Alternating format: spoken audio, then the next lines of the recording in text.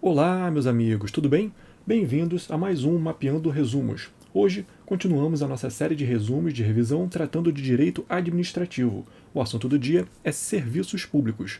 Vamos falar do conceito dos serviços públicos, dos princípios aplicáveis, as formas de prestação, as classificações e a delegação contratual. Se você já estudou essa matéria e quer relembrar ou revisar, vem comigo que vamos passar pelos pontos principais. Então, começando pelo conceito de serviço público, nós temos o conceito, a origem do conceito e o conceito atual. A origem do conceito é na França, com Léon de Guy. Léon de Guy explicava que qualquer atividade realizada pelo Estado em prol da coletividade seria serviço público.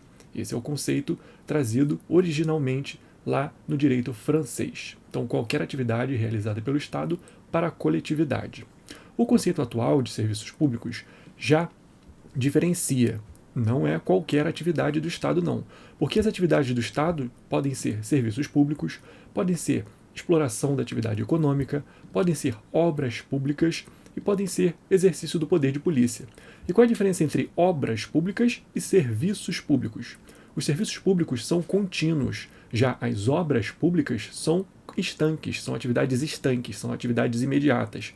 Uma obra tem um prazo, um termo inicial, um termo final. Uma obra pública é uma empreitada, é uma atividade que inicia e termina para a construção de algo, para a reforma de algo, é uma obra pública.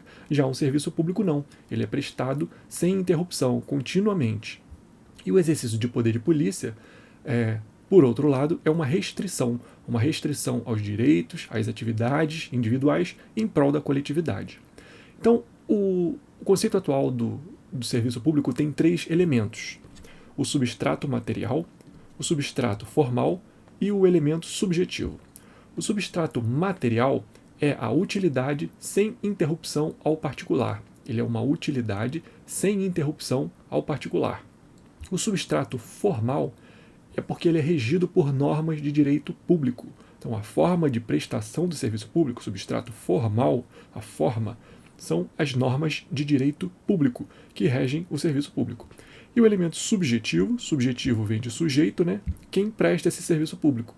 O serviço público é prestado direta ou indiretamente pelo Estado. Direta ou indiretamente pelo Estado. As formas de prestação indireta a gente vai ver um pouco mais à frente com a delegação dos serviços públicos.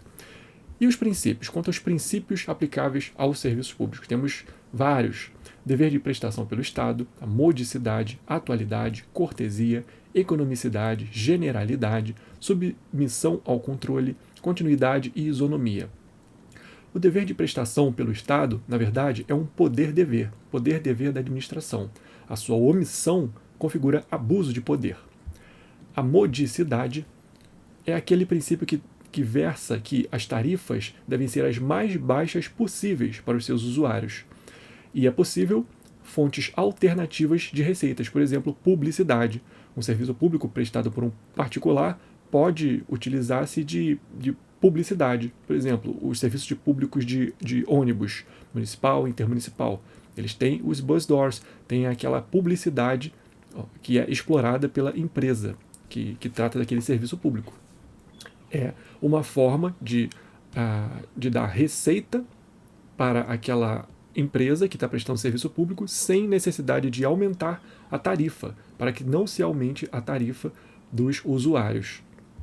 O princípio da atualidade, também chamado de adaptabilidade. Ele versa que as técnicas aplicadas para os serviços públicos devem ser as mais modernas possíveis. Está vinculado à eficiência da prestação do serviço público. O princípio da cortesia. O princípio da cortesia diz que o dever do prestador é ser cortês para com o usuário, cortês e educado com o usuário do serviço público. O princípio da economicidade diz que a prestação do serviço deve ser de forma eficiente, maior serviço prestado, melhor serviço prestado com o menor gasto possível. O princípio da generalidade ou universalidade ele diz que a prestação deve ser a maior quantidade de pessoas possíveis. A submissão a controle, princípio da submissão a controle. O controle é tanto pela administração pública quanto pela sociedade. Princípio da continuidade, também chamado de princípio da permanência. Esse princípio diz que a prestação deve ser ininterrupta. Para Celso Antônio Bandeira de Mello, ele é um subprincípio, porque decorre da obrigatoriedade do desempenho da atividade pública. Obrigatoriedade do desempenho da atividade pública. Mas para a doutrina majoritária, o princípio da continuidade do serviço público é um princípio, sim. Vamos observar aqui dois pontos importantes sobre o princípio da continuidade, que é a greve e a interrupção autorizada.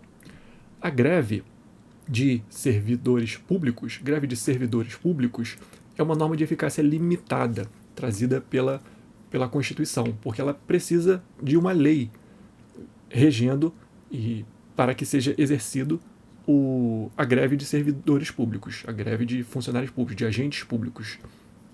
Só que o STF, ao julgar esse mandado de injunção, que tratou da ausência da lei de greve para o serviço público, ele determinou que deve ser aplicada a lei de greve do trabalhador em geral para o agente público também, enquanto o Congresso não edita essa lei de greve dos agentes públicos. E também ressaltou que a greve é proibida para os agentes de segurança pública e para os militares. Agentes de segurança pública e militares não podem fazer greve. E quanto à interrupção autorizada? Antes, vamos falar que na greve se desconta o valor e deve-se compensar as horas não trabalhadas. O agente público que faz greve, esse valor é descontado dele e ele deve compensar as horas trabalhadas, salvo se o motivo da greve for a conduta ilícita da administração pública. Sobre a interrupção autorizada, o que a gente pode dizer aqui? A interrupção autorizada pode ser em situações emergenciais, pode ser em ordem técnica ou inadimplemento, com aviso prévio. Então, nessas situações aqui, precisa do aviso prévio ao usuário, ou seja, em ordem técnica ou segurança das instalações, a empresa que está prestando, ou a entidade que está prestando aquele serviço público precisa fazer uma manutenção nos seus cabos, uma manutenção nos seus equipamentos. Então, por ordem técnica ou segurança das instalações, o serviço pode ser interrompido pelo menor tempo possível. Em caso de inadimplemento, do usuário também, exceto em atividades essenciais, como hospitais, atividade de iluminação pública, essa não pode ser interrompida nem por inadimplemento do usuário. Esse é o entendimento dos tribunais superiores. E a exceptio non adimplete contractus. Exceptio non adimplete contractus. É aquela exceção do contrato não cumprido do direito civil. Se aplica aqui no direito administrativo? Se aplica assim. A Lei 8666 já previa a possibilidade de interrupção em caso de atraso de pagamento por mais de 90 dias. A Lei 14.133 de 2021, a nova lei de licitações, traz algumas hipóteses de extinção do contrato, extinção ou suspensão do contrato, o contratado vai poder escolher, lá no seu artigo 137, parágrafo 2º, 137, parágrafo 2º da Lei 14.133 de 2021, 137, parágrafo 2º. Ele traz lá as possibilidades.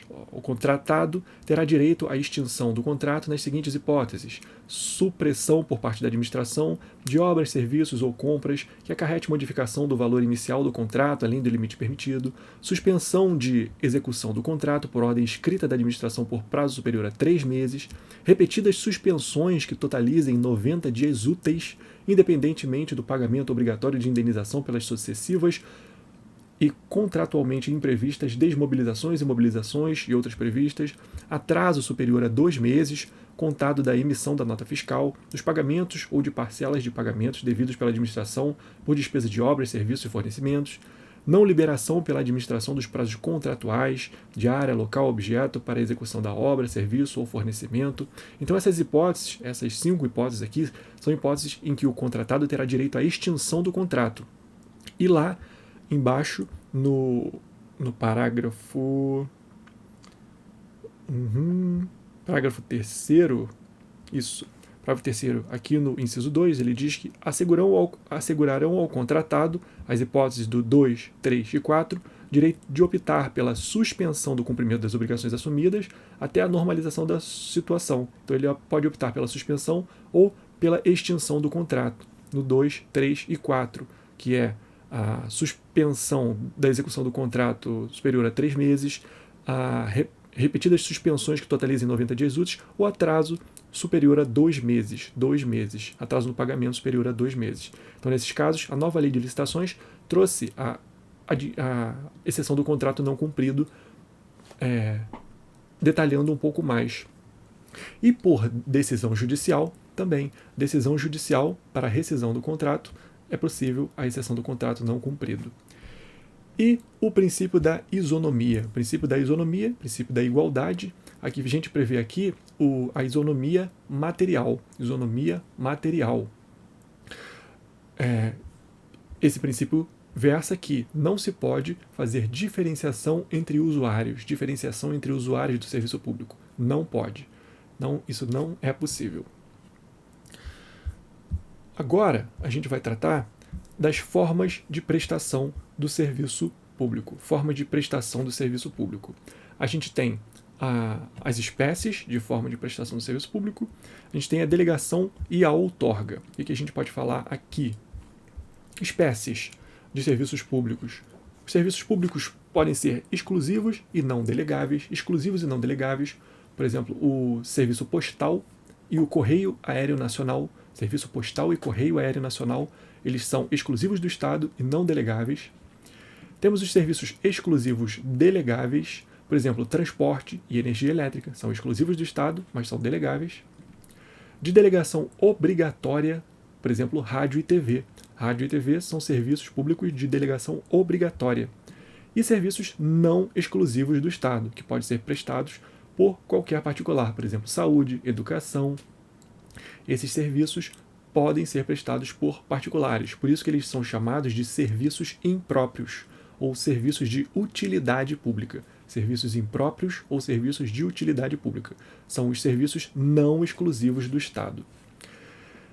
E esses serviços podem ser delegados por outorga ou delegação. Podem ser prestados, na verdade, por outorga ou delegação. Qual é a diferença entre outorga e delegação? A outorga é a descentralização por serviço. Ela transfere a titularidade e o exercício do serviço público e ocorre por lei para a pessoa jurídica de direito público da administração indireta. Pessoa jurídica de direito público da administração indireta. Ou seja, o serviço passa para a titularidade dessa nova pessoa jurídica, dessa outra pessoa jurídica. Não só o exercício do serviço, a titularidade. O serviço passa a ser da pessoa, da nova pessoa. Delegação, por outro lado, é chamada de descentralização por colaboração. Descentralização por colaboração. Ela transfere só o exercício. Diferente da outorga, que transfere a titularidade e o exercício, na delegação se transfere só o exercício. Pode ser por lei ou contrato, ao particular, a pessoa jurídica de direito privado da administração indireta também. Então, se for para a pessoa jurídica privada da administração indireta, por lei. Se for para o particular, por contrato, transferindo-se só o exercício do serviço público. As classificações do serviço público, o que a gente tem? O serviço público ele pode ser uti singuli ou uti universi. Uti singuli ou uti universi. Uti singuli é o serviço chamado individual, é o serviço divisível. Uti universi é chamado serviço geral ou indivisível. Vamos lembrar aqui que os serviços uti singuli podem ser remunerados através de taxa, a espécie tributária chamada taxa. O serviço uti universi, ou serviço geral, não pode. Aqui deu aquele problema sobre as taxas de iluminação pública. Taxa de iluminação pública. Não pode. Por quê? Porque a iluminação pública é um serviço público uti universi, é um serviço público geral, é um serviço indivisível. Como ele é indivisível, ele não pode ser remunerado por taxa. Foi criada na Constituição a contribuição de iluminação pública, a CIP ou COSIP. Isso aqui é importante, inclusive para o direito tributário. Serviços públicos também podem ser compulsórios ou facultativos. Compulsórios, aqueles de utilização obrigatória, e facultativos, que o usuário pode utilizar ou não, ele pode escolher. Serviços públicos podem ser próprios ou impróprios. Próprios, só o Estado ou delegação, eles só podem ser prestados pelo Estado ou delegados. E os serviços impróprios, como a gente disse, o particular pode exercê-lo sem necessidade de delegação. Serviços também podem ser administrativos, sociais, comerciais ou industriais. Serviços administrativos, aquele de mero expediente. Serviços sociais, voltados para a sociedade, voltados para os direitos sociais. Serviços comerciais, aqueles de compra e venda. Serviços industriais, de produção de bens industriais. E quanto à delegação contratual? A delegação contratual, a gente tem aqui o fundamento legal, permissão e concessão. A gente vai falar mais para frente, mais aprofundadamente, da concessão, da permissão, da parceria público-privada. Aqui a gente vai só dar uma pincelada para saber diferenciar concessão de permissão. Qual o fundamento legal da delegação contratual? É a Lei 8987 de 95, Lei 8987 de 95, que é a contratação, concessão permanente de serviço público. A gente tem a Lei 9074 de 99, 9074 de 99, que é a Lei de Energia Elétrica, e a Lei 11.079 de 2004, que é a Lei das PPP, Parceria Público-Privada. A Lei 8987 e a Lei 11.079 são as mais importantes, que a 8987 trata de concessão, contratos de concessão de serviços públicos, e a 11.079 da PPP. Permissão e concessão, qual é a diferença? A concessão, ela tem um prazo no contrato de concessão, ela tem um prazo determinado no contrato de concessão. Então, a concessão, o serviço vai ser concedido ao terceiro por um prazo específico. Já na permissão, não. Na permissão, o que se firma é um contrato de adesão que tem caráter precário. Ele pode até ter um prazo, mas a administração pode terminar esse contrato de adesão, pode terminar essa permissão a qualquer momento, porque ele tem caráter precário. A administração permite que o particular preste aquele serviço público, mas tem um caráter precário. A concessão prevê como modalidade de licitação para a concessão a concorrência ou o diálogo competitivo. O diálogo competitivo é uma nova modalidade trazida pela nova lei de licitações. Então, a concessão, ela prevê que suas modalidades de licitação são essas duas, concorrência ou diálogo competitivo. Já a permissão não tem modalidade específica de licitação, não tem. E a concessão pode ser feita para pessoa jurídica ou consórcio de empresas, pessoa jurídica ou consórcio de pessoas jurídicas. A permissão pode ser feita para pessoa física ou pessoa jurídica. Então, a permissão pode ser para pessoa física também, diferente da concessão, que não pode ser para pessoa física. Então, essas são as diferenças principais entre concessão e permissão de serviços públicos. Então, pessoal, esses são os pontos mais importantes desse assunto, serviços públicos. Tem bastante coisa para a gente dizer ainda. Nos próximos vídeos a gente vai tratar de concessão, a gente vai tratar da PPP, vai tratar dos serviços propriamente específicos, do processo de licitação, das diretrizes, vários pontos importantes sobre os serviços públicos. Delegados, concedidos, permitidos, autorização, tudo. Então, até o próximo vídeo, espero que vocês tenham gostado, compartilhem aí com seus amigos, deixem seu gostei, deixem seus comentários, que eu vou gostar bastante de ver o que vocês acharam desse vídeo. Até o próximo vídeo, um abraço, tchau, tchau, pessoal!